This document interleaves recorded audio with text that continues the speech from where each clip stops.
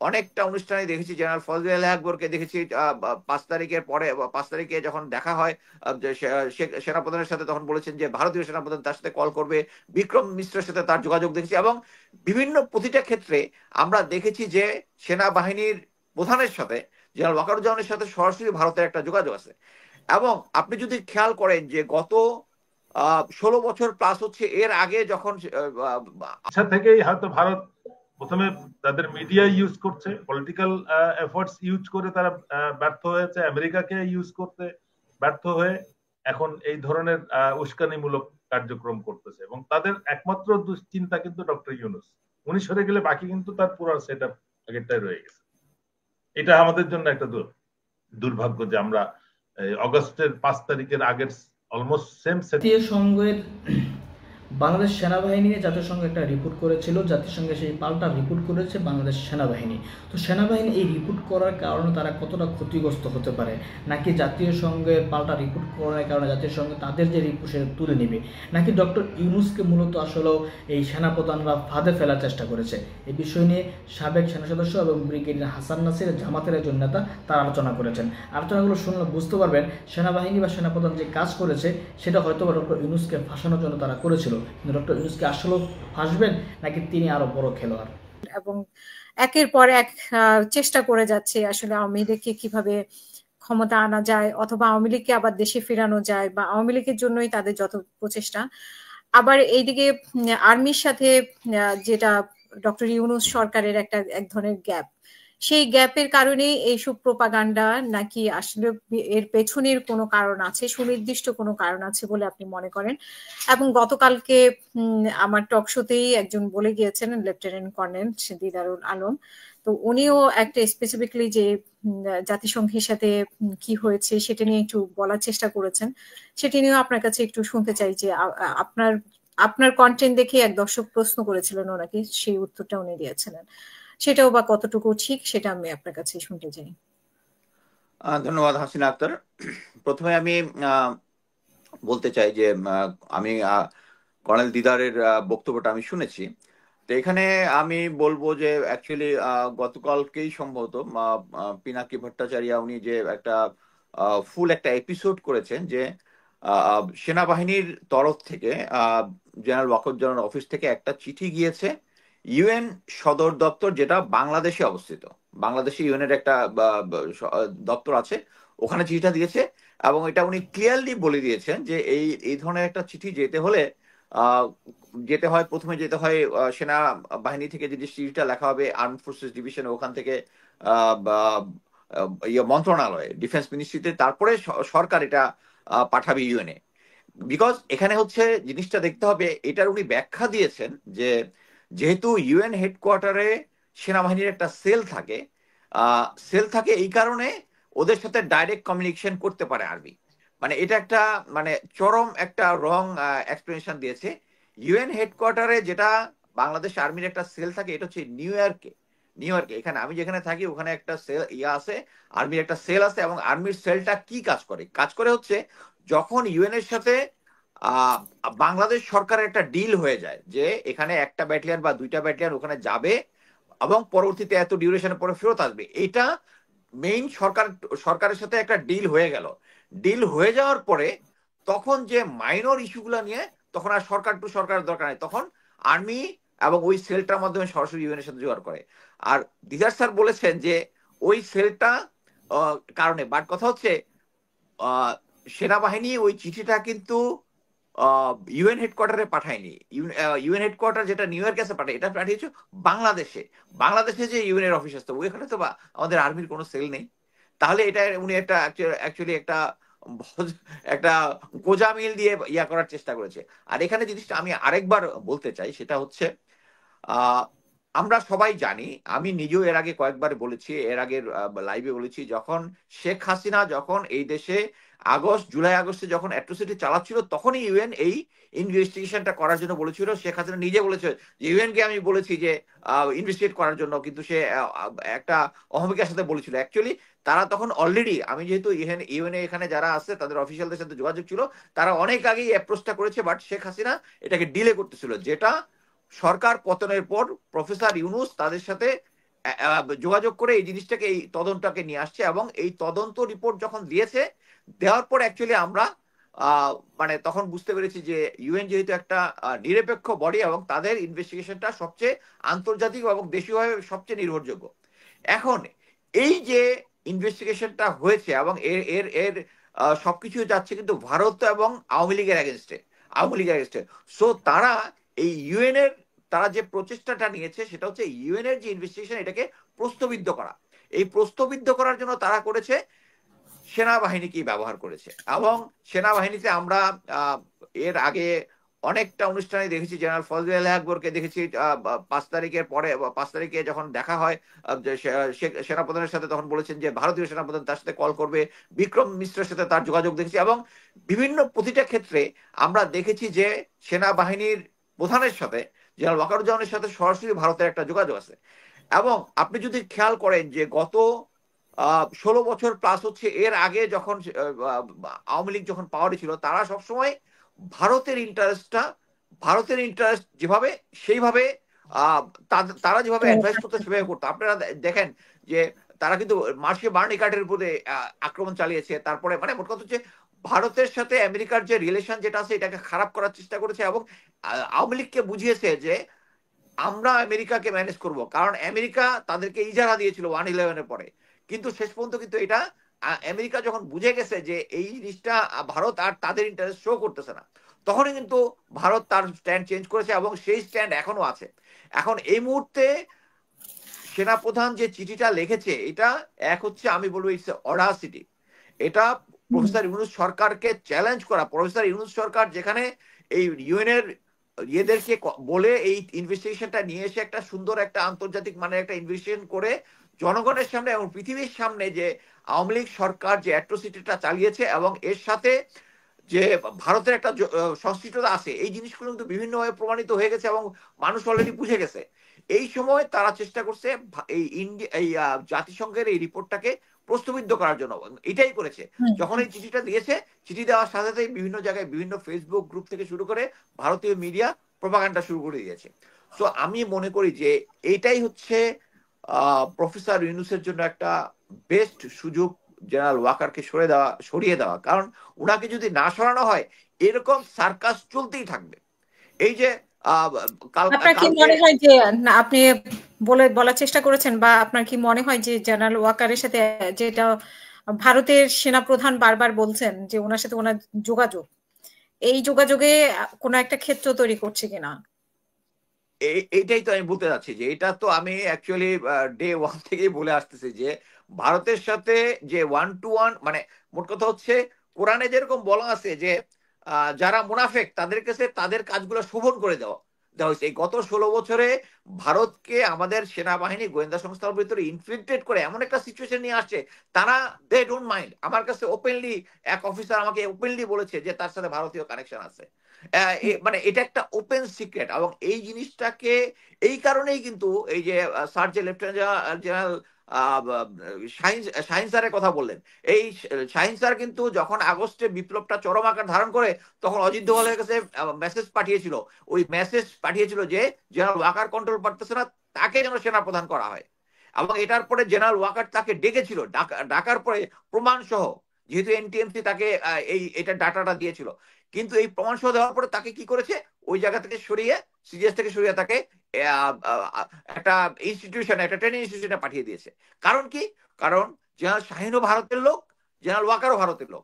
মানে এই জিনিসটা মানে যতভাবে সবার সামনে, এবং আমি মনে করি যে সমস্ত ঘটনা ঘটতেছে, এবং আমরা আগস্ট বিপ্লবের সময় আমরা ভারতীয় পুলিশ বাহিনীকে দেখেছি আমাদের ইয়াতে করতে, এয়ারপোর্ট দিয়ে ভেঙে যেতে দেখেছি, বিভিন্ন প্রুফ থেকে দেখেছি। আমি নিজে বলেছি যে যখন বিভিন্ন ডিস্ট্রিক্ট থেকে পুলিশদেরকে ঢাকায় আনা হয়েছিল, তখন খুলনাতে 26 জনের একটা ইন্ডিয়ান পুলিশের একটা দল ছিল, তারা জাহানাবাদ ক্যান্টনমেন্টে ছিল। তখন আমি পোস্ট দেওয়ার পরে তারা ওখান থেকে সরিয়ে গিয়েছিল, এবং তাদের সাথে রাবার বুলেট থেকে শুরু করে মানে যে কি বলে এটা স্টান গ্রেনেড, এই সমস্ত জিনিসপত্র ছিল ভারতের। তারা ছিল কি, তারা নাকি ভারতীয় কি বলে অ্যাম্বাসির গার্ড। সো এই জিনিসগুলা ইজ ওপেন সিক্রেট, এবং ভারত বারবার জেনারেল ওয়াকারকে দিয়ে চেষ্টা করতেছে বাংলাদেশের বিরুদ্ধে একটা অস্থিতিশীল পরিস্থিতি সৃষ্টি করার জন্য, এবং জেনারেল ওয়াকার, আমি জানি না, আমি মানে একজন সাধারণ বুদ্ধির মানুষ হলেও এটা ক্লিয়ারলি বুঝার কথা যে বর্তমানে উনি যে স্ট্র্যাটেজিটা নিয়েছেন, উনি যেটা স্ট্র্যাটেজিটা কি উনি এখন সবার মধ্যে প্রোপাগান্ডা করার চেষ্টা করতেছেন। এখন দিদার স্যারকে দিয়ে দিদার স্যারকে বলানোর চেষ্টা করতেছেন যে তার এই জিনিসটা লজিক্যাল ছিল, প্লাস রিটায়ার্ড অফিসারদের একটা গ্রুপকে, এই যে হাসান নাসির স্যার এটা আরো জানে যে যে সমস্ত অফিসাররা সরকার এবং গোয়েন্দা সংস্থার কথা মতো কাজ করবে, তারা যারা চাকরি পেয়েছে তাদের গুলো আগে আগে আগে আগে সমস্যার সমাধান হয়ে গেছে। সেখানে একজন 10 লঙ্কারের অফিসার যাকে মেজর মকসুরুল তখন মানে বিডিআর কারণে দিয়ে কথা বলার জন্য তাকে তুলে নিয়ে এসে তার দাড়ি একটা একটা করে ছিঁড়েছে, এটা বাংলাদেশ আর্মি সবাই জানে। কিন্তু ওই অফিসারের কিন্তু এখনো, জেনারেল ওয়াকার কিন্তু ওই অফিসারকে চাকরি এখনো ফিরিয়ে দেয়নি।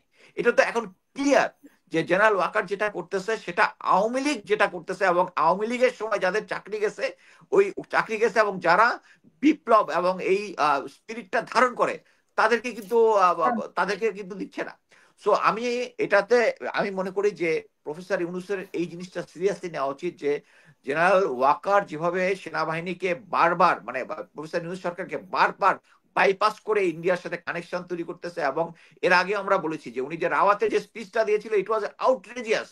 উনি পুরা ইউনূস সরকারকে আন্ডারমাইন করেছেন এবং দুনিয়াকে দেখাতে চেয়েছেন যে স্টিল প্রফেসর ইউনূস সরকার চালালো, general Waker is a stakeholder in this government. এবং এই জিনিসটাই পরবর্তী, হ্যাঁ কোনো প্রশ্ন করছে? না না, আমি একটু সংক্ষেপ করতে বলছিলাম। আচ্ছা আচ্ছা, মানে মোট কথা হচ্ছে আমি মনে করি যে জেনারেল ওয়াকার এরকম একটার পর একটা আউটরেজিয়াস কাজ করতেই থাকবে যদি প্রফেসর ইউনূস তাকে রিমুভ করার জন্য প্রয়োজনীয় ব্যবস্থা গ্রহণ না করেন। এটা আমি মনে করি যে যে একটু পলিটিক্স বুঝে, মিলিটারি বুঝে, তারা তাদের সাথে যে ভারতের কানেকশনটা আছে এটা মানে সবার কাছে ওপেন সিক্রেট এখন। বাট উনি কেন এই জিনিসটা আমলে এখনো নিচ্ছেন না, এবং আমি দেখতেছি প্রফেসর ইউনূস সরকারের প্রতি আমার 100% সাপোর্ট আছে এই জন্যই, কারণ বিভিন্ন জায়গা থেকে আমরা এবং ভারতীয় মিডিয়ার একটা যে জিনিসটা দেখতেছি, তারা কন্টিনিউয়াস ইউনূস সরকারের এগেনস্টে বলতেছে। তার মানে হচ্ছে আমরা এখানে, তারা জেনারেল ওয়াকারের পক্ষে বলতেছে, প্রফেসর ইউনূসের বিরুদ্ধে বলতেছে। সো এখানে আমি শেরবাংলা একে ফজলুল হকের সেই বিখ্যাত ডায়লগটা বলবো যে দাদারা যদি আমাদেরকে সাপোর্ট করে ধরে দিবেন, আমি সরকারের এগেনস্টে কাজ করতেছি। সো এটা তো একটা ক্লিয়ার যে কে সরকারের ভারতের পক্ষে কাজ করতেছে আর কে বিরুদ্ধে কাজ করতেছে। এবং আমি মনে করি বর্তমানে প্রফেসর ইউনূস সরকারের সাথে এই ভারত অ্যাডমিনিস্ট্রেশন এবং ভারতের পররাষ্ট্রনীতি এবং সবকিছু যে কমফোর্টেবল না, এইটাই হচ্ছে আমাদের পজিটিভ জিনিস যে অলরেডি প্রফেসর ইউনূস যে কাজগুলো করতেছে এটা ভালো কাজ করতেছে। এবং আমি মনে করি জেনারেল ওয়াকারকে সরিয়ে দিলে, প্লাস হচ্ছে উনি যে বারবার যে সেনাবাহিনীর ভাবমূর্তির কথা বলে, যারা গুম খুন এবং বিভিন্ন ইয়ার সাথে জড়িত, তাদেরকে সরিয়ে দেওয়ার আগ পর্যন্ত সেনাবাহিনীর ভাবমূর্তিটা উজ্জ্বল হবে না। আমি আপাতত এখানে শেষ করলাম, ধন্যবাদ। অনেক ধন্যবাদ। আমি ব্যারিস্টার আবু বকর মোল্লা, আপনার মনে ইফতারের সময়, মানে আমাদের এখানে আসলে ইফতারের সময় হয়ে যাচ্ছে, যার জন্য আপনাকে বিদায় দিতে হবে। আমি যদি অনুষ্ঠান কন্টিনিউ করবো আরো, কিন্তু আপনার কাছে জানার যে জামাতের হঠাৎ করে মানে ভারতের প্রতি একটু নমনীয় ভাব, সেটা নিয়ে অনেকের প্রশ্ন অনেকদিন থেকেই, এবং জামাতের সাথে বিএনপির নির্বাচন নিয়ে একটু পার্থক্য। জামাত চায় যে সংস্কারের পরে নির্বাচন, তারপরে সংস্কার করে তারপরে নির্বাচন, কিন্তু বিএনপি চায় যে যত তাড়াতাড়ি সম্ভব, যেহেতু এই সরকারের প্রতি বিএনপির আসলে আস্থাটা কমে যাচ্ছে এবং দিন দিন বিশেষ করে সংস্কারের কথা বলে ওরা হয়তো বা সময় ক্ষেপণ করতে চাচ্ছে, এমনটা ধারণা। আর ভারতের ইস্যু নিয়ে, এই যে ভারতের মিডিয়াগুলোতে যে প্রোপাগান্ডা, এইগুলো নিয়ে আপনার কাছে শুনতে চাই যে এখানে আসলে মানে সেনা প্রধান সম্পর্কে যে বিতর্কটা উঠেছে, ডক্টর ইউনূসের ক্ষেত্রে যে বিতর্কটা উঠেছে, সেই বিষয়গুলোতে আপনার মতামত খুব সংক্ষেপে যদি 3টি বিষয় একটু বলেন। সংক্ষেপে আমি ভারত প্রসঙ্গে যে কথাটি বলছি, এটি একটি প্রোপাগান্ডা। বাংলাদেশে ভারতের ইচ্ছায়, সহযোগিতায় একটি অগণতান্ত্রিক ফ্যাসিবাদী সরকার চেপে বসেছিল, এই কথাটি আমরা স্পষ্ট করে বলেছি। এবং বাংলাদেশের স্বার্থের ব্যাপারে, স্বাধীনতা সার্বভৌমত্বের ব্যাপারে আমরা কারোর সাথে নমনীয় নই, কারোর সাথে আমরা আপোষ করতে প্রস্তুত নই।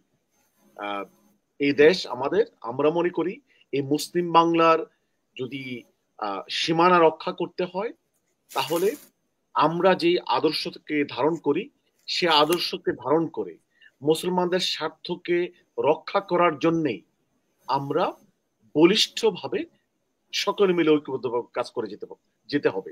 এই ব্যাপারে কোনো কম্প্রোমাইজের সুযোগ নেই, এই ব্যাপারে কোনো নিজেদের স্বার্থ দেখার সুযোগ নেই। ক্ষমতা যাওয়ার সিঁড়ি হিসেবে আমরা কাউকে ব্যবহার করতে চাই না, অথবা ক্ষমতা যাওয়ার জন্যই আমরা কারো আনুকূল্য চাই না। দেশের স্বাধীনতা সার্বভৌমত্বের ব্যাপারে আমরা রেজিলিয়েন্ট। তারপর হচ্ছে যে আপনার সেকেন্ড প্রশ্ন, ডক্টর ইউনূস সরকারের বিরুদ্ধে ভারতের প্রপাগান্ডা। হাসান নাসির সাহেব তো মানে যৌক্তিকভাবেই বলেছেন, না মোস্তাফিজ সাহেব মনে বলেছেন যে যখন আপনার শত্রুরা বলবে যে আপনি রং পথে আছেন, আপনাকে বুঝতে হবে যে আপনি রাইট পথে আছেন। সো এখন যারা ডক্টর ইউনূসের বিপক্ষে বলছেন তারা কারা? তারা তো বাংলাদেশের জনগণের বিরুদ্ধে দাঁড়িয়েছিলেন, তারা বাংলাদেশের জনগণের স্বার্থের বিপক্ষে দাঁড়িয়েছিলেন, তারা এই মানচিত্রের বিপক্ষে দাঁড়িয়েছিলেন, তারা ফেসিবাদের পক্ষে ভূমিকা পালন করেছেন। তারাই এখন ডক্টর ইউনূসের বিপক্ষে বলছেন। তাহলে আমাদেরকে ধরে নিতে হবে ডক্টর ইউনূস সঠিক পথে আছেন অথবা থাকার চেষ্টা করছেন। আর যারা ওই ফেসিবাদীদের পক্ষে ভূমিকা পালন করছেন, ডাইরেক্টলি ইনডাইরেক্টলি তাদের স্বার্থ রক্ষা করার চেষ্টা করছেন, তারা বাংলাদেশের মানুষের স্বার্থের পক্ষে নেই, বাংলাদেশের মানচিত্রের পক্ষে নেই।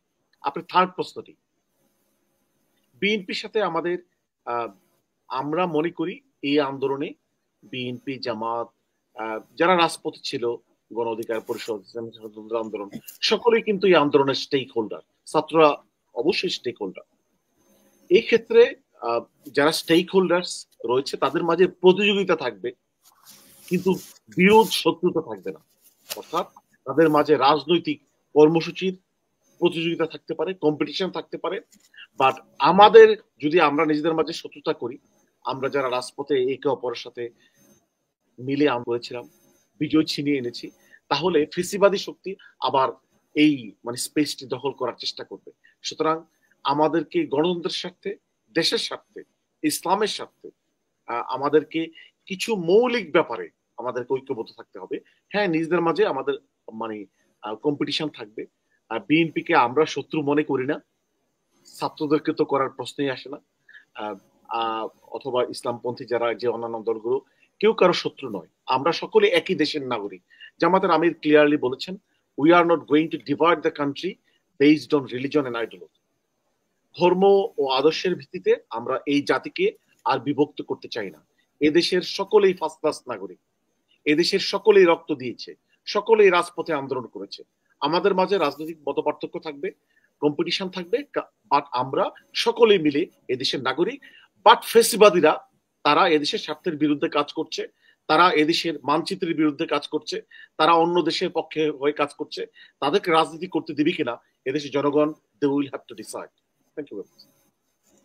জি, জামাতের মানে ভারতের ব্যাপারে জামাতের এক ধরনের নমনীয়তা, এইটি কেন আসলে? আমি কিন্তু বলেছি যে বাংলাদেশের স্বার্থের ব্যাপারে আমরা নমনীয় নই, আমরা স্বার্থের ব্যাপারে নমনীয় নেই, বাংলাদেশের স্বার্থের জন্য আমরা কারোর সাথে আপোষ করব না। এবং যেহেতু আপনি প্রশ্নটি আমাকে দুইবার করেছেন, একটি দল ক্ষমতা যাওয়ার জন্য তারা আরেকটি দেশের সাথে কিছুটা আপোষ করেছে বলে মিডিয়াতে বলছেন, এবং সেই অন্য একটি শক্তি জামাতের বিরুদ্ধেই কিন্তু প্রপাগান্ডা করছেন। সুতরাং আপনি যে কথাটি বললেন, জামাত, এটা ওনারা জামাতের ব্যাপারেও বলছে যে বিএনপি যেরকম আতাত করেছে, জামাতেরও এক ধরনের নমনীয়তা আছে। না, আমরা যদি নমনীয় হতামই আমাদের বিরুদ্ধে অভিযোগ আসতো না, প্রপাগান্ডা হতো না। জামাতের বিরুদ্ধে কিন্তু সবচেয়ে বেশি প্রপাগান্ডা এখন হচ্ছে। তাহলে বুঝতে হবে এই কর্নেল মুস্তাফিজ সাহেবের থিওরি অনুযায়ী we are on the right path. Thank you. অসংখ্য ধন্যবাদ আবু বকর মোল্লা ভাই আমাদের সাথে যুক্ত হওয়ার জন্য। আপনাকে অসংখ্য ধন্যবাদ আপনাকে। আমি একজন দর্শক নিয়ে তারপরে ব্রিগেডিয়ার হাসান নাসির আপনার কাছে আসবো। আপনার ক্যামেরাটা অন করতে হবে। যে মাহফুজ, আপনার প্রশ্ন বা মতামত প্লিজ। আসসালামু আলাইকুম। আমার প্রশ্ন হচ্ছে যে সেনাবাহিনীর প্রধান যখন 5ই আগস্টের বিপ্লব সংঘটিত হয়, তখন বাংলাদেশের অনেক মানুষই মনে করেছিলেন যে সেনাবাহিনী প্রধানের অবস্থানের কারণে এই বিপ্লবটা এত তাড়াতাড়ি সংগঠন হয়েছে। কিন্তু এখন তো আমরা দেখতে পাচ্ছি যে সেনাবাহিনীর প্রধান ভারতের হয়ে কাজ করছেন বা আওয়ামী লীগের হয়ে কাজ করছেন। আর মানুষের যে তার প্রতি এত ভালোবাসা এত শ্রদ্ধা ছিল, সেটার জন্য তো তার উচিত ছিল যে তাকে সংশোধন করে জনগণের হয়ে কাজ করা। আগে যে ভুল করেছিল বা যাই ছিল। তো আপনার কথাটা স্পষ্ট না, আর একটু জোরে বলতে হবে এবং দ্রুত বলতে হবে। আমি আপনি বলতে কি জানতে চাচ্ছিলাম যে চাচ্ছেন? হুম। সেনাবাহিনীর প্রধানকে নিয়ে বললাম যে উনি 5ই আগস্টের পরে জনগণ মনে করেছিলেন যে উনি হ্যাঁ, হাসিনার মানে বিপক্ষে আপনার অবস্থান প্রশ্নটা করার কি জন্য। আসলে? মানে জনগণ মনে করেছিল যে উনি মানে ওনার ভালো কাজ কিন্তু করেছেন এরকম। হুম। জনগণ যে ওনাকে এত ভালোবাসা দিয়েছেন, তারপরে উনি নিজেকে সংশোধন করলেন না। উনি পরবর্তীতে এখন দেখা যাচ্ছে উনি হাসিনার হয়ে কিংবা আওয়ামী লীগের হয়ে কাজ করে যাচ্ছেন। তো ওনার এই পরিবর্তনটা কেন আসলো না, এটা জানতে চাচ্ছিলাম। জি, অসংখ্য ধন্যবাদ। আমি ব্রিগেডিয়ার হাসান নাসির। আহ, জনগণ যেরকম মনে করেছিল 5ই আগস্টের পরে, সেই সেনাপ্রধান এখন আর নেই। আহ, সেটা উনি মনে হয় বলার চেষ্টা করেছেন। আর তাছাড়া আমরা যদি পাশাপাশি দেখি যে ভারত অন্যান্য প্রসঙ্গে যে আপনি সেনাপ্রধানের ব্যাপারে যে নেপথ্যে যে বিতর্কটা উঠে এসেছে, কর্নেল মোস্তাফিজুর রহমান বলেছেন বা আমাদের দর্শক বলেছেন, এর পেছনে আসলে কি কারণ থাকতে পারে যে ডক্টর ইউনূসকে সরিয়ে দেওয়া বা নিজের জায়গা পাকাপোক্ত করা বা নিজেকে ক্ষমতায় আনা, এগুলো কি আসলে কোনোভাবে সম্ভব কিনা? আর ভারতের যদি উনি সাজেশনে উনি চলেন, সেটাও ওনার পক্ষে সম্ভব হবে কিনা কিছু করা, সেটা আপনার কাছে একটি বিষয়। আর হচ্ছে যে ভারত যেহেতু বিডিআর হত্যার সাথে জড়িত, কিন্তু সেই ক্ষেত্রে কতটা অগ্রগতি হতে পারে বলে আপনি মনে করেন? আমরা ইতিমধ্যেই যে মনে হয় 13 জন না 14 জনকে মানে হাজির হওয়ার জন্য বলা হয়েছে, অনলাইনে বা অফলাইনে। তো সেইখানে ভারতের কোনো কিছু আমরা এখনো দেখি নাই সেই তদন্তের রিপোর্টে। তো সেই ক্ষেত্রে এই ব্যাপারে আপনার বক্তব্য শুনতে চাই।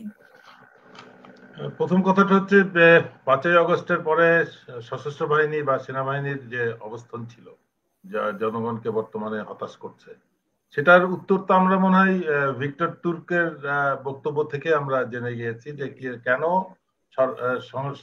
সশস্ত্র বাহিনী বা সেনাবাহিনী সেদিন হস্তক্ষেপ করে নাই বা টেক ওভারের চেষ্টা করে নাই বা হাসিনা সরকারের বিরুদ্ধে অবস্থান নিয়েছিল। দ্বিতীয় হচ্ছে, এটা কিন্তু আমাদের আগেরই অ্যাসেসমেন্ট ছিল। আমরা যারা চাকরি করেছি তারা এই ধারণাতেই কিন্তু নিশ্চিত ছিলাম যে সেনাবাহিনী সশস্ত্র সদস্যরা, জুনিয়র অফিসার এবং সৈনিকরা, তারা জানে যে ইউএন এর ভেহিকেল নিয়ে এই হত্যাকাণ্ডে সেনাবাহিনী বেরিয়ে গিয়েছিল। হেলিকপ্টার ইউজ হয়েছে এবং লাইভ বুলেটস ইউজ হয়েছে এবং স্নাইপার রাইফেল ইউজ হয়েছে।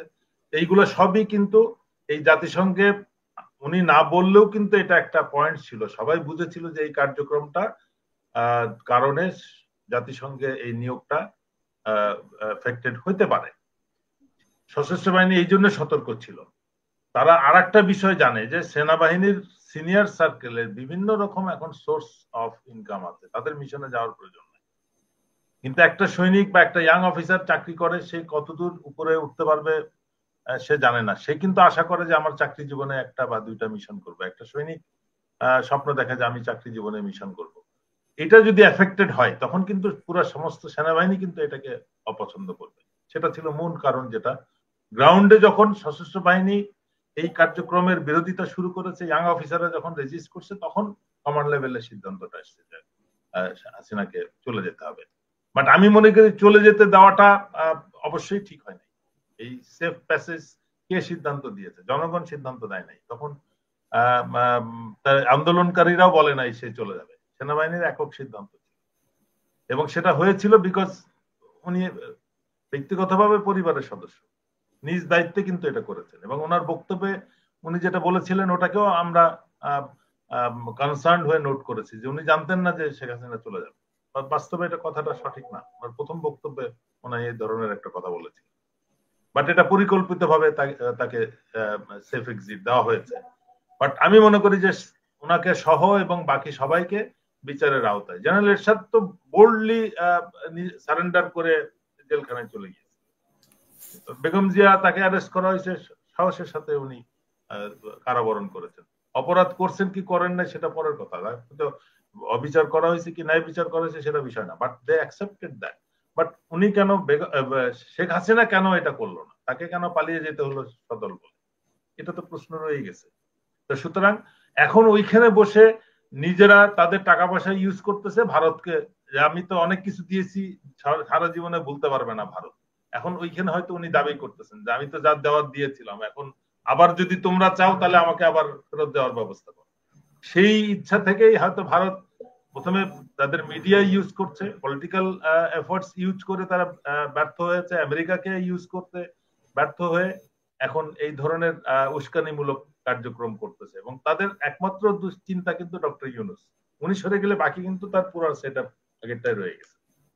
এটা আমাদের জন্য একটা দুর্ভাগ্য যে আমরা অগস্টের 5 তারিখের আগের অলমোস্ট সেম সেট আপ নিয়ে এখনো কাজ করতেছি, বিশেষ করে সেনাবাহিনীতে তো অবশ্যই করছি।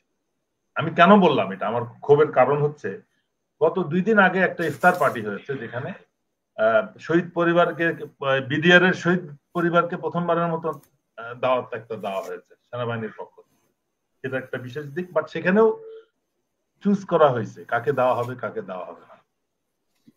গুম খুনের যারা শিকারে ছিলেন তাদেরকেও দাওয়াত দেওয়া হয়েছে, বাট সেখানেও নিয়োগ সিলেক্ট করা হয়েছে কাকে দেওয়া হবে কাকে দেওয়া হবে না। আমি নামগুলো বললে কর্নেল হাসিনের নাম আসবে, অ্যাম্বাসাডার মারুফুজ্জামানের নাম আসবে, ক্যাপ্টেন মারুফুজ্জামান, তাদেরকে কিন্তু দাওয়াত দেওয়া হয় না। তাদেরকে যদি আমরা ওই অনুষ্ঠানে দেখতাম তাহলে বলতাম যে সেনাবাহিনীতে পরিবর্তন এসেছে। পরিবর্তন ওইটুকু যে শহীদ পরিবারকে দাওয়াত দেওয়া হয়েছে যারা তাদের কথা মতো চুপ করে থাকে, কোনো কথা বলে না, বা সেনাবাহিনী মানে শহীদ পরিবারের সবাইকে দাওয়াত দেওয়া হয়েছে কিনা? দাওয়াত হয় নাই, দাওয়াত দেওয়া হয় নাই, মানে পছন্দ করে এই পক্ষপাতিত্ব। ইভেন এই 21শে নভেম্বর এই সরকার পতনের পর 21শে নভেম্বরও তো মানে নাম দেখে দেখে সিলেক্ট করে দাওয়াত দেওয়া হয় নাই, তার মধ্যে আমিও একজন। মানে এটা তো একটা স্পর্ধা বলতে হবে, আমাকে বলতে হবে যে কেন আমাকে দাওয়াত দেওয়া হয়নি। বাট এই জিনিসটা সেনাবাহিনীতে চেঞ্জ হয় না সত্যিকার অর্থে, মানে এটা সত্যিকার অর্থে দুঃখের বিষয়। এবং মানে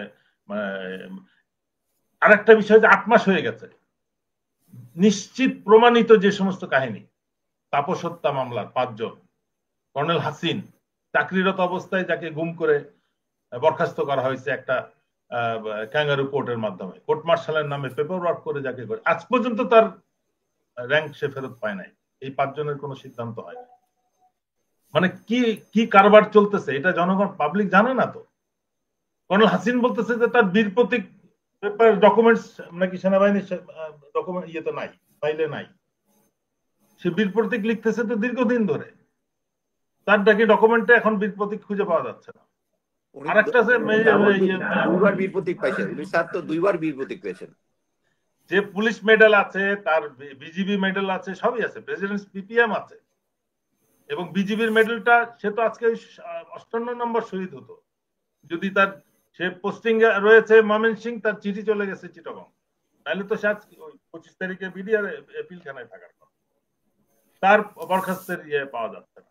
মানে এই জিনিসগুলা, মানে অনেকের আছে যে মেজর জাকির আছে, সে অবসরপ্রাপ্ত, সে রিটায়ারমেন্টের, সে পেনশন পাচ্ছে, সে তার প্লটের জন্য টাকা দিয়েছে, ওইটার খোঁজ নিতে যখন ফোন দিছে পিএস ডাইরেক্টরেটে, তখন বলছে স্যার আপনি তো বরখাস্ত, আপনার তো 2 বছর জেল হয়েছে। বলে কি জেল হয়েছে? তো চাকরি চলে যাওয়ার পরে, রিটায়ারমেন্টের পরে তাকে ধরে নিয়ে এসে তাকে জেল দিছে। এই ধরনের কার্যক্রম, মানে এই ধরনের ডকুমেন্টেশন, মানে চিন্তা করা যায় না যে এটা কোনো মানে একটা অর্গানাইজড ফোর্স। এখন সবাই বলতেছে যে আমরা নাকি সেনাবাহিনীর সুনাম ক্ষুণ্ণ করতেছি, এটা কি করে সম্ভব? যে আমি বলতে যে জাকিরের কথা হচ্ছে আমি তো পেনশন পাচ্ছি, আমাকে তাহলে পেনশন কে দিচ্ছে? এই ধরনের কার্যক্রম চলতেছে। এখন এই ধরনের কোনো কিন্তু চেঞ্জ আসে নাই সত্যিকার অর্থে, পজিটিভ মোডটা।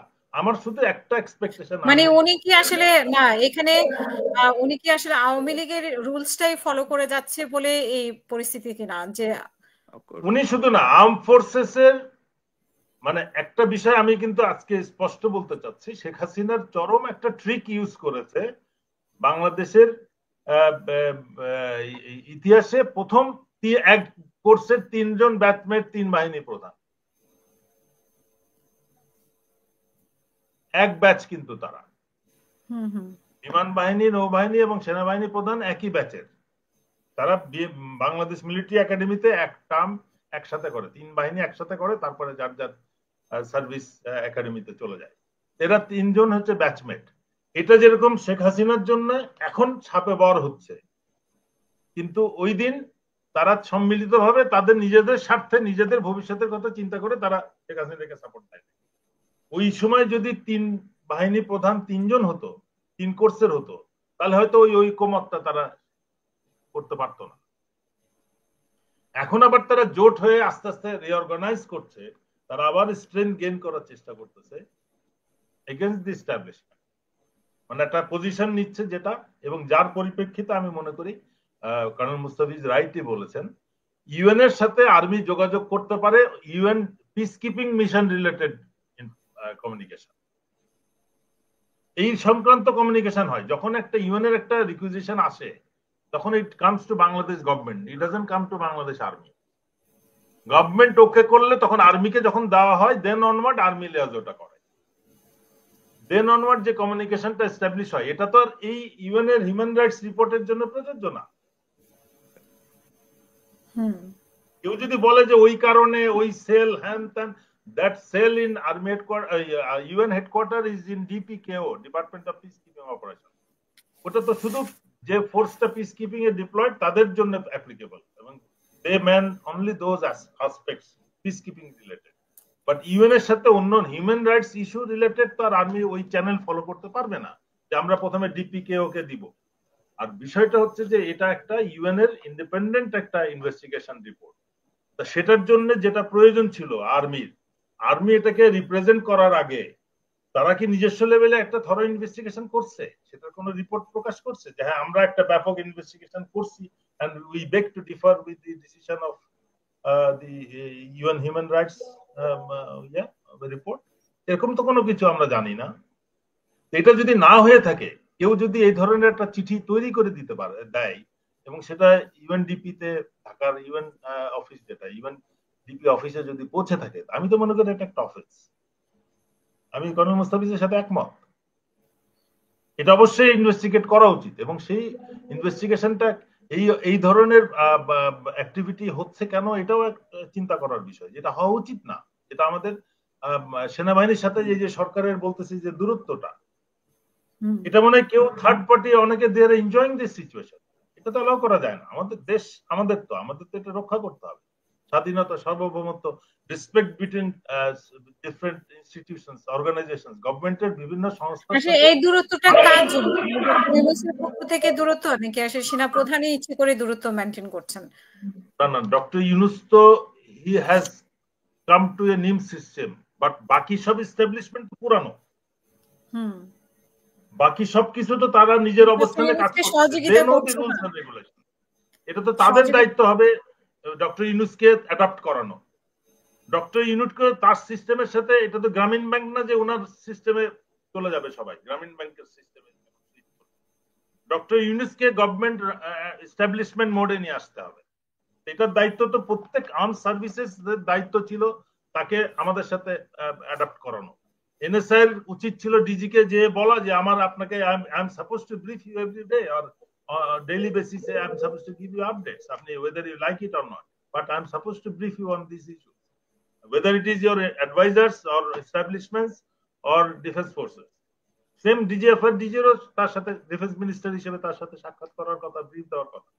এখন তাদের যদি কোনো ক্ষোভ থাকে যে আমাদেরকে ডাকেন না উনি, বা আমরা ব্রিফ দিতে পারি না, এই জন্য আমরা এখন সব রিপোর্ট সেনাপ্রধানকে দেই, আলটিমেটলি এটা দুইটা এন্টিটি হয়ে যাচ্ছে দেশের মধ্যে, এটা তো কোনোভাবে কাম্য না। এই যে সুযোগ নিচ্ছে ভারতীয় মিডিয়া এবং ভারতের এস্টাবলিশমেন্ট।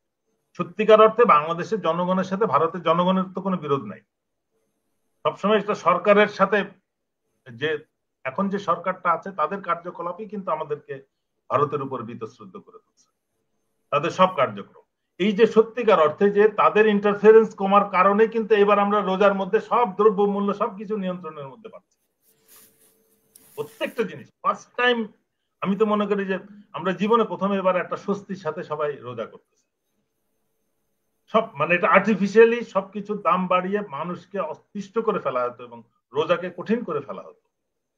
তো মানুষ তো অ্যাটলিস্ট এই পরিবর্তনটা অত্যন্ত মানে সন্তুষ্টির সাথে গ্রহণ করতেছে যে অ্যাটলিস্ট আমরা শান্তিতে কাজ করতে পারছি। কিন্তু তার মধ্যেও ওই যে শাহবাগে যে লাকি নাচ গান শুরু করেছে, এগুলোকে কঠোর হস্তে দমন করতে হবে। এখন এই অ্যাটিটিউড কনসার্ন হোম মিনিস্ট্রি দেখাচ্ছে কিনা সেটা একটা প্রশ্ন, কেন দেখাচ্ছে না সেটাও আর একটা প্রশ্ন।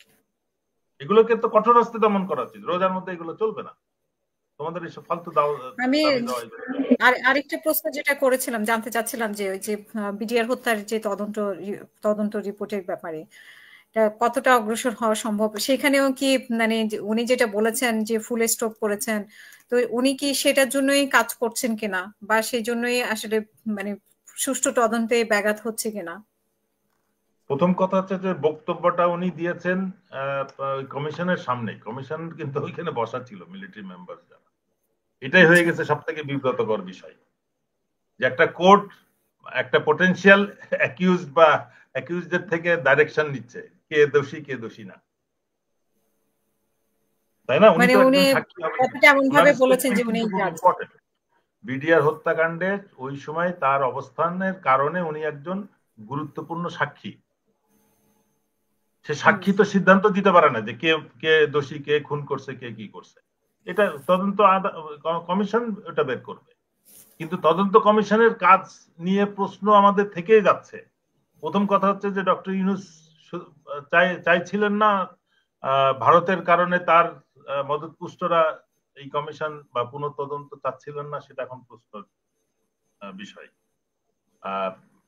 কমিশনটাকে তো জোর করে মানে ঘাড়ে পাক দিয়ে করা হয়েছে, আন্দোলনের মাধ্যমে এটা করতে বাধ্য করা হয়েছে। কিন্তু এটা সত্যিকার অর্থে কতটুকু সফলতা অর্জন করবে বা প্রকৃত সত্য ভেদ করতে পারবে কিনা সেটা নিয়ে যথেষ্ট প্রশ্নের সুযোগ রয়েছে। এখন যে বিষয়টা আমরা লক্ষ্য করছি বারবার বলা সত্ত্বেও, আমি আইন উপদেষ্টা ডক্টর আসিফ নজরুলকে ব্যক্তিগতভাবে যোগাযোগ করে তাকে বলেছি যে এই কমিশনের যে টার্মস অফ রেফারেন্সের 2-এর উমোটা, যেটা যাদের শাস্তি হয়ে গেছে বিডিআর এর সৈনিক, আমার কথা যে যার ফাঁসি হয়েছে সে কিন্তু এখন আর সত্যি কথা বলতে কোনো দ্বিধা করবে না, এবং তার সাক্ষী হয়তো আরো 10 জনকে মৃত্যুদণ্ড থেকে বাঁচিয়েও দিতে পারে। আমাদের হিসাবে যেটা আছে যে যাদেরকে প্রকৃত হত্যাকারী অনেকেই দেশে নাই, তাদেরকে নিরাপদে বেরিয়ে যেতে সহায়তা করা হয়েছে।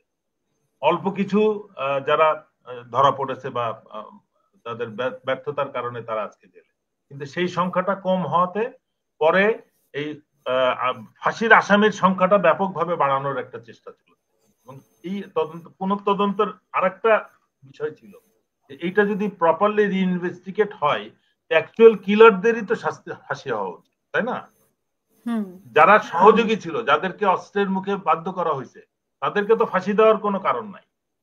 প্রকৃত হত্যাকারীদের ফাঁসি হোক, এটা আমি কেন, যে কেউ চাইবে, যদি না চাই আমি সেই অপরাধের আমি সঙ্গী বলতে হবে, আমিও ওই অপরাধের অংশীদার। কিন্তু আমি তো চাচ্ছি যে প্রকৃত অপরাধীর শাস্তি হোক। কিন্তু প্রকৃত অপরাধীরা ধরাছোঁয়ার বাইরে রয়ে গেছে, যারা প্ল্যান করছে, যারা টাকা দিছে, যারা সবকিছু ইনশিওর করছে, যারা সিচুয়েশন ক্রিয়েট করছে, যাদের পরিবেশ সৃষ্টি করার জন্য আর্মিকে ভিতরে ঢুকতে না দেওয়া, র্যাবকে ভিতরে ঢুকতে না দেওয়া, গোয়েন্দা তথ্য না দিয়ে পরিস্থিতি এই পর্যায়ে নিয়ে যাওয়ার কারণে যারা জড়িত, সবাইকে তো বিচারের আওতায় নিতে হবে। আমার যথেষ্ট ডাউট আছে যে এই কমিশন সেটা হিসাবে নিতে পারবে কিনা, কেননা তারা ওই জেলের ওই সাক্ষীদেরকে সাক্ষ্য নিতে পারবে না, তাদেরকে তদন্তের আওতায় আনতে পারবে না। কিন্তু তারাই কিন্তু প্রকৃত আই উইটনেস স্টেটমেন্ট দিবে যে হ্যাঁ অমুক হত্যা করেছে বা অমুক অমুক রাজনীতিবিদ, অমুক অমুক সেনা কর্মকর্তা, এই তাদের অবদান।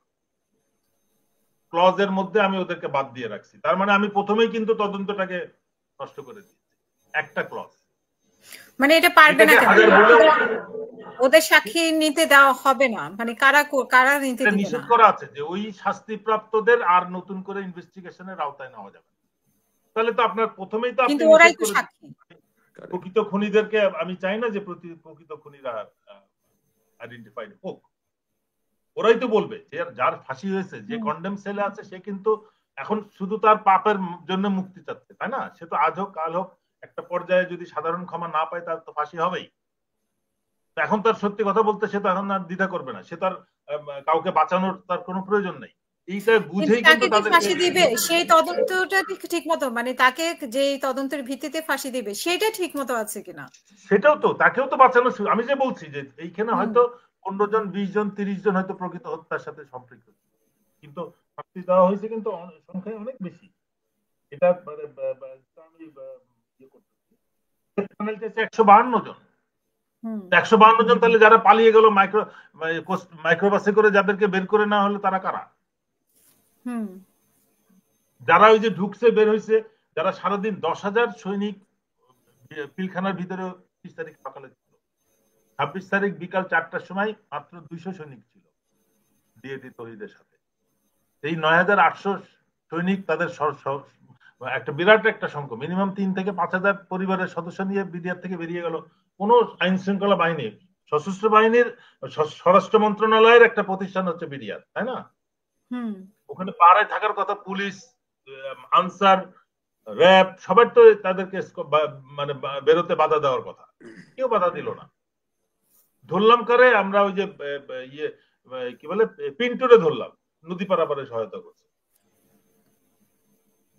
সবাই মিলে আমরা কর্ডন করতে ব্যর্থ হলাম, সবাই বেরিয়ে চলে গেল। মিছিলে 20 জন ঢুকে 200 জন বেরিয়ে চলে গেল। জয় বাংলা বলতে বলতে মিছিল ঢুকলো গেটের ভিতরে, বেরোনোর সময় 200 লোক ভিতরে বেরিয়ে চলে গেল। কোনো পুলিশ, কোনো আনসার, কোনো পুলিশ, আর্মি কেউ বাধা দিল না। আমরা এই সমস্ত বিষয় অবশ্যই বিবেচনায় নিতে হবে। আমরা সত্যিকার অর্থে বিচার চাই কিনা। আমি ভারতের কেন দোষ দিব? আমরাই তো চাই না বিচার। স্বরাষ্ট্রমন্ত্রী তো, ভারতের স্বরাষ্ট্রমন্ত্রী তো আমাদের স্বরাষ্ট্রমন্ত্রী না, উপদেষ্টা না। আমাদেরকে বুঝতে হবে যে আমরা চাই কিনা বিচার। আমরা তো চাচ্ছি না। আমি আমার কলিগের বিচার চাই না। আনফরচুনেটলি জেনারেল শাকিল আর Molla Fazle Akbar, they share the same plot in DOHS. তাদের বাড়ি একসাথে তৈরি। ওয়ান ইজ দি কিলার আর আদার ইজ দি ভিকটিম। এটা পৃথিবীর ইতিহাসে কোথাও আছে বলে আমার জানা নাই। They still share the building.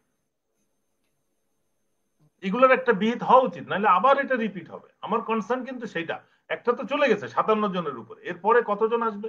আমাদের দেশের অস্তিত্ব থাকবে কিনা সেটা নিয়ে তো প্রশ্ন এসে যাচ্ছে বারবার।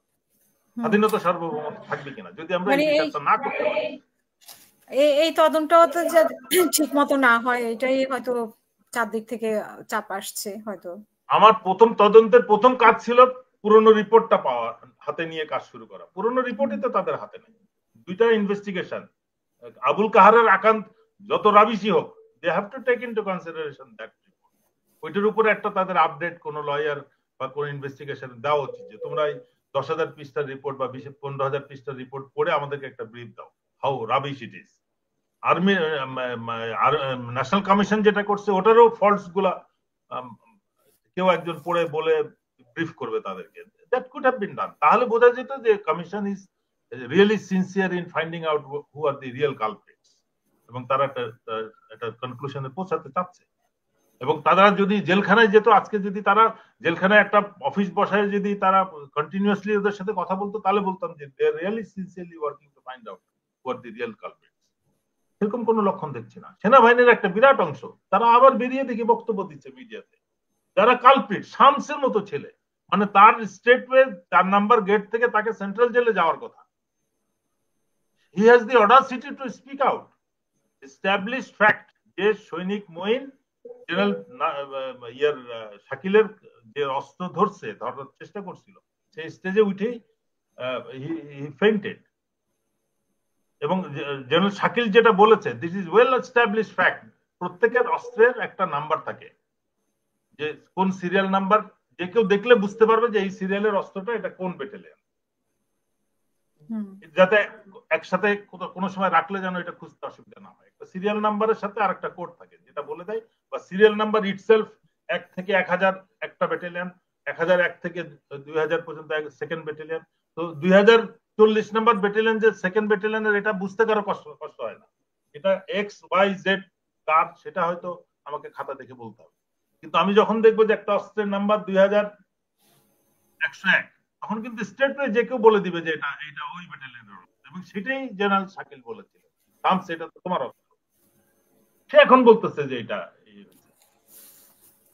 একটা ব্যাটালিয়ন যদি কোনো, আমি শামস ছিলামই না, আমি ভিতরে ছিলাম, আমাকে বেঁধে আটকায় রাখছে, আমার ফেলিয়ারের কারণে আমার ব্যাটালিয়ন বিদ্রোহ করছে। I have that command responsibility, কোনো উইদাউট এনি ডাউট আমাকে একটা কোর্ট মার্শাল ফেস করতে হবে, এবং কোর্ট মার্শালে যে আমাকে প্রমাণ করতে হবে যে আমি নির্দোষ, otherwise it's a command failure, এবং I am liable to be punished. কারণ কর্নেল মুস্তাফিজ নিশ্চয়ই এগ্রি করবে আমার সাথে, এটা তো অবশ্যই এটা হয়েছে। কিন্তু কোনো মিলিটারি অফিসারকে কোনো ট্রায়ালে নেওয়া হলো না। প্রথম বিষয়, এর আগে তো কোর্ট মার্শালের সিভিলিয়ানদেরকে বিচার করা হয়েছে, তাই না? হয়েছে অতীতে। তাহলে বিডিআর এর হত্যায় কোর্ট মার্শালে কেন পুরো বিচারটা করা হলো না? তার মানে পুরো মিলিটারি সাইটটাকে একটা পাস দেওয়ার জন্য, সেফ প্যাসেজ দেওয়ার জন্য এই পুরো এই সাইটটাকে ওভারলুক করা। বাট আমি তো মনে করি আমাদের জন্য এখন একটা অ্যাডভান্টেজ, স্টেট ওয়ে আমরা এটাকে ইউজ করে আবার বিচার, পুনর্বিচারটাই এই পদ্ধতি তো হইতে পারে। সিভিলে যেটা হয়েছে হয়েছে, এখন শামসরে দিয়ে বিচার শুরু করতে হবে। And major Mokarram has the audacity, সে তার প্রেজেন্সে ক্যাপ্টেন তানভীরের মিসেসকে শরিকরা লাথি মেরে ফেলে দিছে, তার সামনে ক্যাপ্টেন মিসেস তানভীরের ইয়ে থেকে বাচ্চাকে ধরে চেক করছে এবং বলছে যে, হিন্দিতে কথা বলছে যে এই বাচ্চা ছেলে না মেয়ে দেখো, মোকাররম। এবং সেটা আরেকজন লেডিও কনফার্ম করছে যে হ্যাঁ সে লুঙ্গি পরা ছিল, গেঞ্জি পরা ছিল। সে বলছে না, আমি জীবনে কোনদিন লুঙ্গি পরি। ইজ দ্যাট অ্যান অ্যালিবাই যে আমি ছিলাম না? He has the audacity to threat me, call and threat, যে আমাকে বলতেছে আমরা দেখে নিবে। কি দেখবে আমারে? আমি বললাম তোমার তো এখন সবকিছু ব্যাগ গুছায় রেডি হওয়ার কথা, যদি বিচার হয়, বিচার ব্যবস্থা, তাহলে পালানোর কথা। তুমি ফোন দিয়ে আমাকে এত বড় সাহস! কি নাম মনে হয়? What is happening? People are getting out of their foxhole and trying to fight back because তারা বুঝে গেছে যে কমিশন কতটা ফাংশনাল হবে, কতটা কাজ করবে, কতটা অগ্রসর হতে পারবে, এটা ধরেই নিয়েছে। কমিশন শক্তিশালী হলে কিন্তু তারা বাই দিস টাইম ওই ইয়ার মতো, জিয়ার মতো পালাইতো, যারা সাইফুল আলম এদের মতো সব ওই শামসের মতো আমেরিকাতে বসে থাকে। না মানে কমিশনে শক্ত না, কমিশনকে কাজ করতে দেওয়া হচ্ছে না এখন। কমিশনকে তো আপনি যদি কমিশনের মধ্যে আমরা না, আপনি যদি এই ছাড়টা দিতে চান, আমি অবশ্যই এই ছাড়টা দিতে রাজি আছি। সেই ক্ষেত্রে কমিশনকে তো আমরা অস্থির দেখব। তো কমিশন তো নির্বিঘ্নে কাজ করে যাচ্ছে, তারা তো কোনো প্রেস ব্রিফিং দিচ্ছে না যে আমাদের কাজে এই অসুবিধা, আমরা লিমিটেশন ফেস করতেছি। এখন তাদেরকে কিরকম, আপনাকে যেহেতু থ্রেট দেয়, তাদেরকেও থ্রেট দেয় কিনা সেটাও তো আমাদের, আমরা বলুক, সেটা বলুক। আমার তো প্রেস ব্রিফিং এর সুযোগ নাই, আমি আপনাকে বলতে পারছি কে থ্রেট দিচ্ছে। তারা কে? নিশ্চয়ই মেজর মোকাররম দিচ্ছে না, তাকে আরো বড় কোথা থেকে দিচ্ছে, তাহলে বলে দিক। এখন ওনার সামনে থেকেই যদি বলে, যে যেদিন বললেন যে 25শে ফেব্রুয়ারি যেটা বলেছে, ওনার সামনে দাঁড়ায় সেনাপ্রধান যদি এই কথা বলে ফুল স্টপ, তো সেখানে আসলে তদন্তের কোনো সুযোগ থাকে কিনা ওনারাও তো ভাববে। আমি মনে করি যে আমরা তো বেসিক নর্মস গুলাই মানছি না। আমি একটা কমিশন, জাতীয় কমিশনের আমি মেম্বার, প্রেসিডেন্ট, চেয়ারম্যান যাই বলি, আমি কি এরকম প্রোগ্রামে যাব যেখানে এই বিষয়টা, এরকম একটা বিষয় আলাপ করতে? এটা তো আরো শেখানোর বিষয় না, এটা it's a court. I should keep myself away from all controversies, all negative comments. আমি কেন নেগেটিভ কমেন্টের কারণ হব?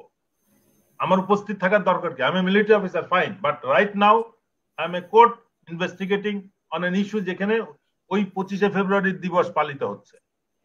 বাট ওই দিবসটাকে আমি মনে করছি নষ্ট করে দেওয়া হয়েছে। ওটা যেহেতু যে এস্টাবলিশমেন্ট যারা এটার সাথে জড়িত, বিডিআর হত্যাকাণ্ডের সাথে জড়িত, তারা কোন অবস্থাতেই চায় নাই যে এই নতুন কমিশন হোক, তারা কোন অবস্থাতেই চায় নাই শহীদ দিবস হোক। তো সুতরাং শহীদ দিবস যেহেতু সরকার ঘোষণা দিয়ে দিছে, এটাকে নষ্ট করার জন্য সব রকম পদক্ষেপ তারা এনশিওর করছে, এবং ওই জন্য এমন কন্ট্রোভার্সি রেইজ হয়েছে ওই দিন যে এখন শুধু ওই ফুল স্টপ নিয়ে সারা পৃথিবী বাঙালিরা, বাংলা ভাষাভাষীরা আলাপ করতেছে, ফুল স্টপ বাট নট, এগুলো নিয়ে কথা বলতে। শহীদ দিবস কিন্তু শেষ। তাহলে শহীদ দিবসে তো আমরা শহীদদের জন্য মাগফিরাত কামনা করব, দোয়া করব, এগুলো কোথায়?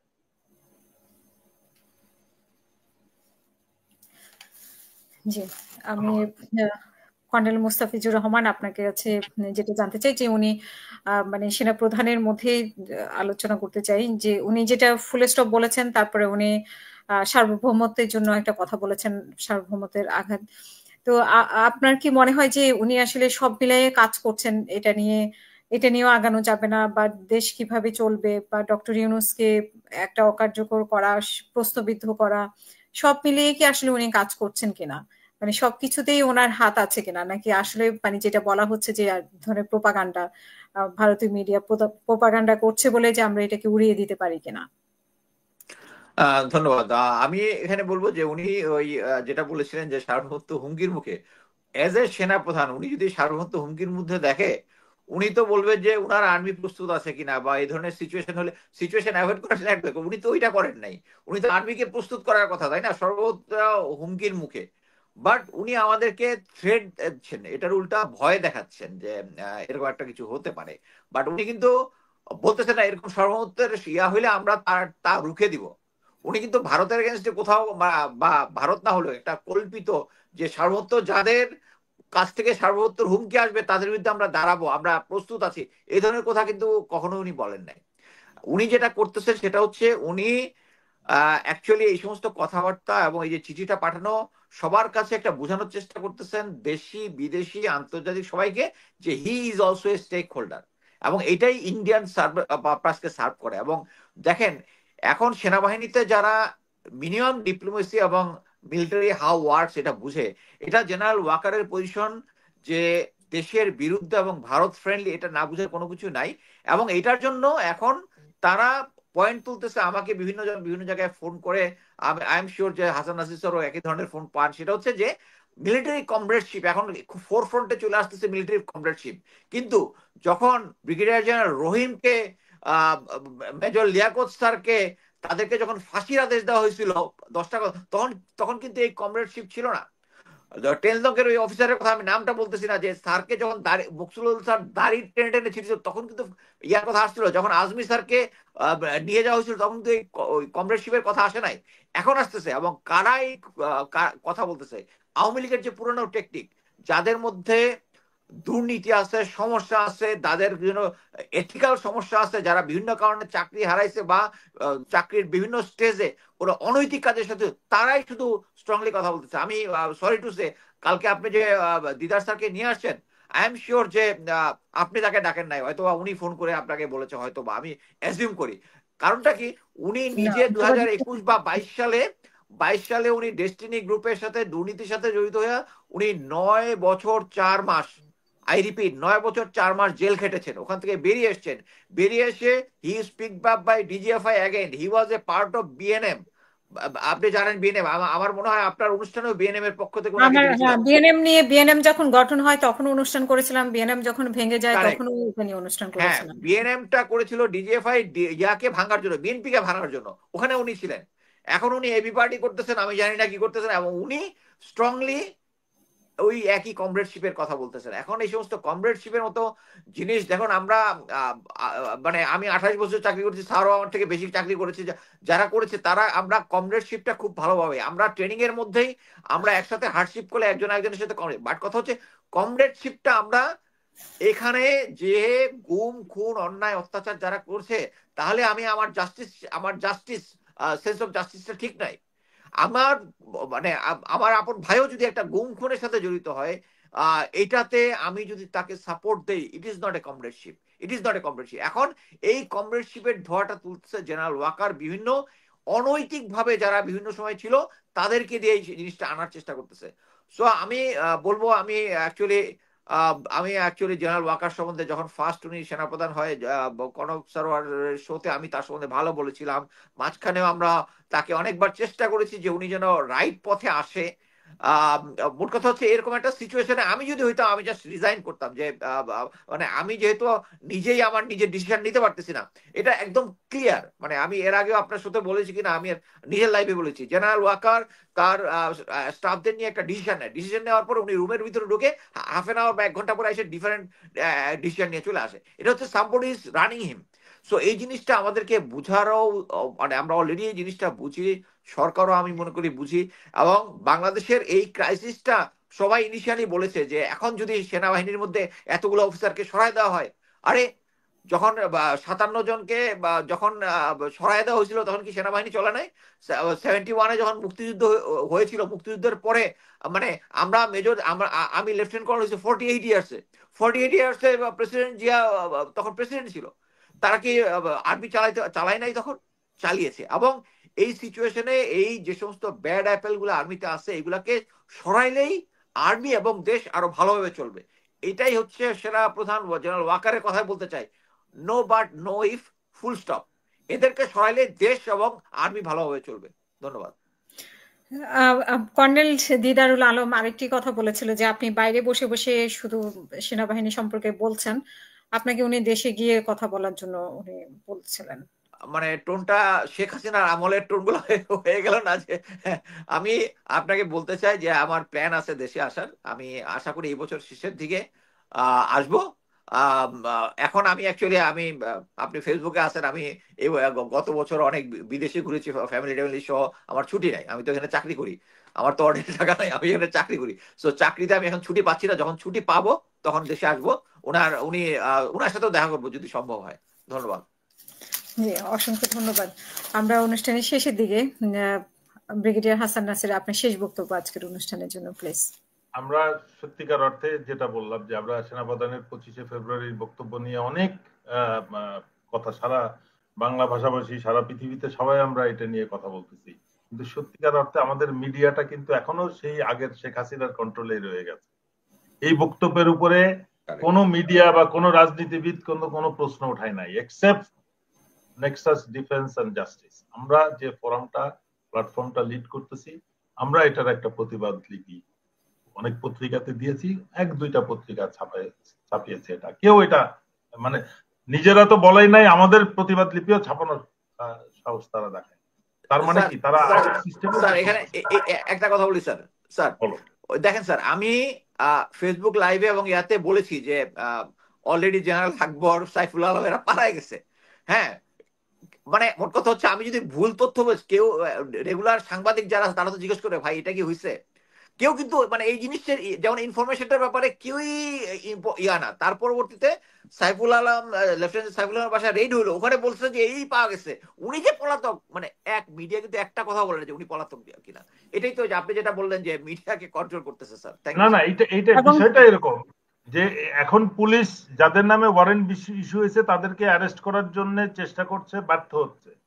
প্রকৃত অর্থে তাদেরকে পালাতে সুযোগ দেওয়া হচ্ছে যে তোমরা পালানোর কমপ্লিট হলে পরে তখন ক্যান্টনমেন্টে পুলিশ ঢুকবে এবং সার্চ করে বাড়িতে ওইরকম তাকে অপমান করবে 2 কোটি টাকা বের করে, এরকম যেখানে 2000 কোটি টাকা থাকার কথা, ট্রাঙ্কে করে 2 কোটি টাকা ব্যাগের মধ্যে নেওয়া যায়।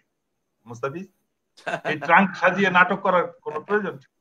আমি তো 10 টাকার নোটে 2 কোটি টাকা বাড়িতে রাখবো। স্যার এই ট্রাঙ্ক গুলা কিন্তু দুর্নীতি দমন কমিশনের, ওইটা কিন্তু ওই ট্রাঙ্কের মধ্যে টাকা পাওয়া গেছে তা কিন্তু না।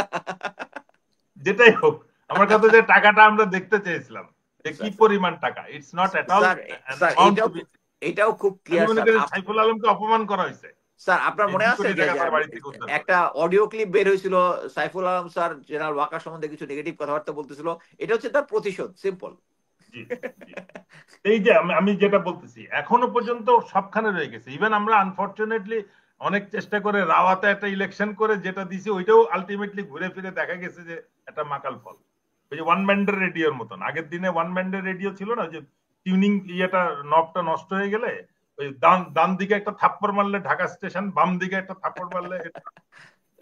এখন ওই আমাদের প্রধান রাওয়ার প্রধান, তাকে দেখি একবার ওয়াকারকে, জেনারেল ওয়াকারকে মুসানবী বানাচ্ছে, আবার 2 দিন পরে দেখি যে ডক্টর ইউনূসকে 5 বছর সময় দিতে হবে, হ্যান দিতে হবে, ত্যান দিতে হবে। এবং তারা এখনো পর্যন্ত এই 25-এ সব থেকে দুঃখজনক বিষয় হচ্ছে 25শে ফেব্রুয়ারিতে ইভেন্ট ম্যানেজমেন্টের দায়িত্ব যে পেয়েছে, মানে সত্যিকার অর্থে এই প্রোগ্রামটা যে অ্যারেঞ্জ করেছে সেটা হচ্ছে মেজর মইনুলের ইভেন্ট টাচ নামে একটা অর্গানাইজেশন, যেটা আওয়ামী লীগের সময়ে কোন রকম সিকিউরিটি ক্লিয়ারেন্স ছাড়া সমস্ত রাষ্ট্রীয় প্রোগ্রাম অর্গানাইজ করতো, জাতীয় প্যারেড থেকে শুরু করে এভরিথিং। সেটা এখনো রাওয়াতে 25শে ফেব্রুয়ারির প্রোগ্রামটা তারা অর্গানাইজ। এটা যদি কেউ বলে যে চেয়ারম্যান বা অন্য কেউ যদি বলে আমরা জানি না সে কি করেছে, তার ইতিহাস কি চলতেছে, শুধু হাসিনাকে শুধু আনাটা বাকি, আপা শুধু আসতে বাকি, বাকি কিন্তু সিস্টেম আগের মতো নিয়ে চলতেছে। হাসিনকে এখনো বিডিআর এর দিবসে সে বিডিআর পদক পাওয়া, তাকে বিডিআর দিবসে দাওয়াত দেওয়া হয় নাই। কারণ মিসেস তানভীরকে, শহীদ পরিবারের সাথে মিসেস তানভীরকে দাওয়াত দেওয়া হয় নাই, তার প্লটও এখনো দেওয়া হয় নাই। যারা প্লটের টাকা দিয়েছে তাদেরকে প্লট এখনো হস্তান্তর করা হয় নাই। যাদেরকে অবৈধভাবে ক্ষমতা মানে বরখাস্ত করা হয়েছে তাদেরকে চাকরি ফেরত দেওয়া হয় নাই।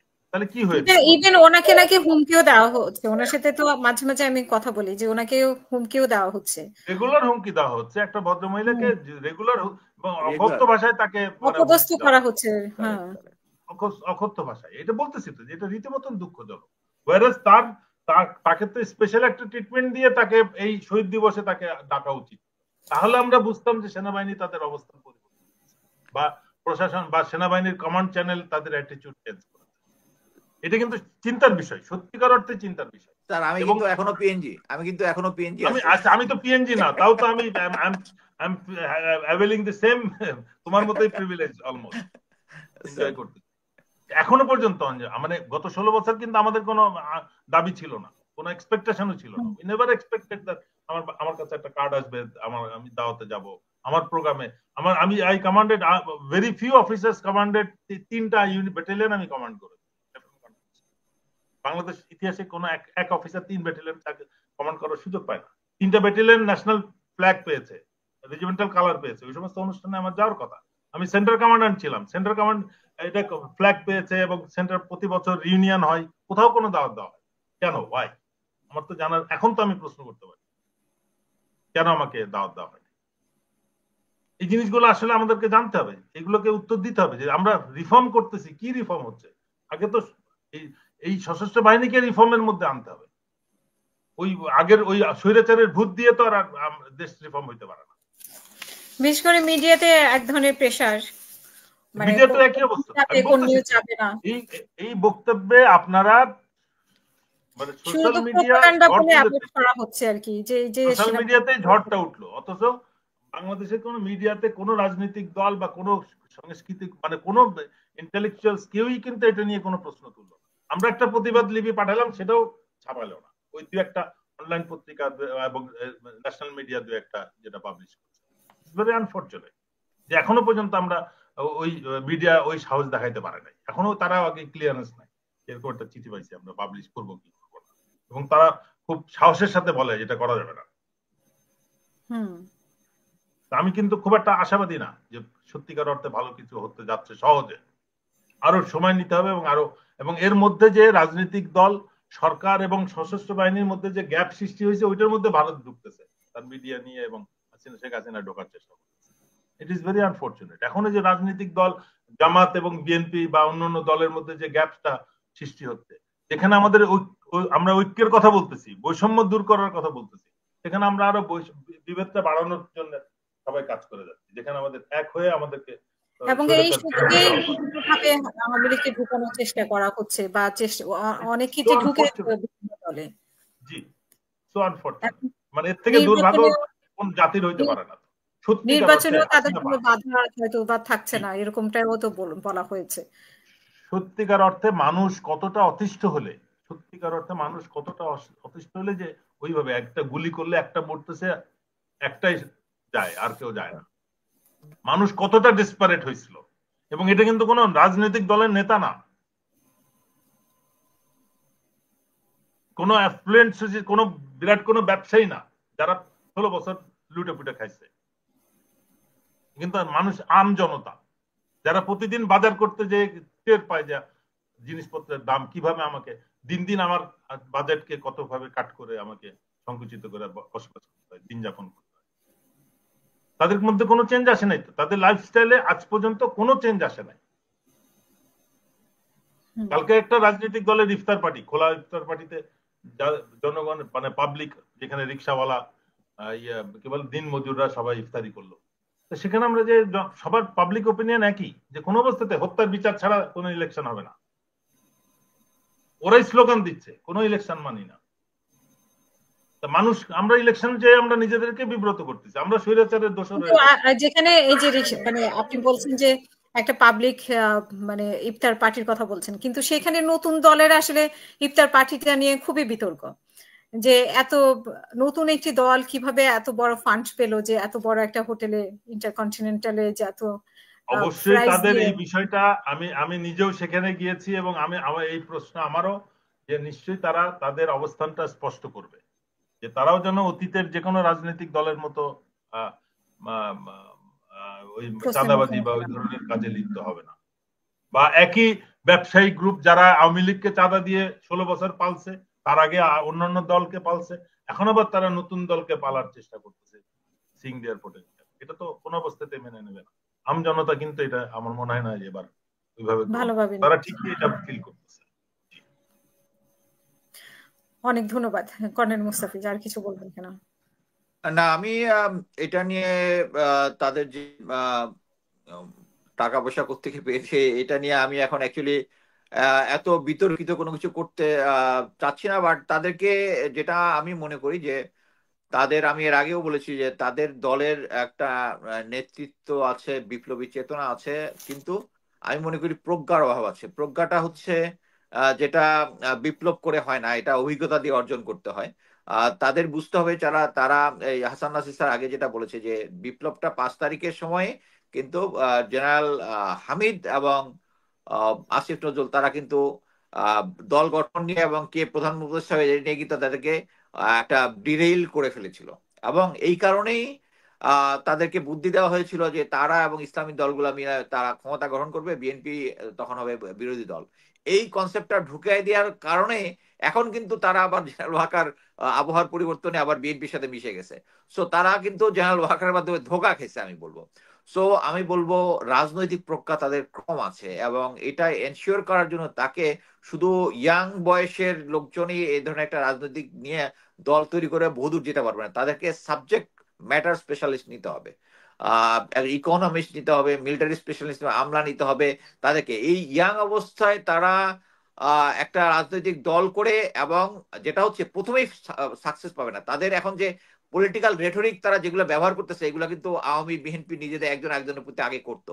সো আমরা তাহলে চেঞ্জ কি পেলাম? এই যে মাহফুজের বক্তৃতা নিয়ে প্রথমে ইয়া করলাম যে আমরা এখানে মনে করি, আমি যেটা জামাতের ব্যাপারে আমার যে ইয়াটা যেটা আছে, জামাত ইয়াটা যেটা আছে, এটা আমি এখন বিতর্কিত করতে চাই না। কারণ এখন যে প্রজন্মটা আছে এটা আগের দিনের যে পাকিস্তান আমলে কি হয়েছে ওইটার এটা ক্যারি করে না। সো নাম সেম।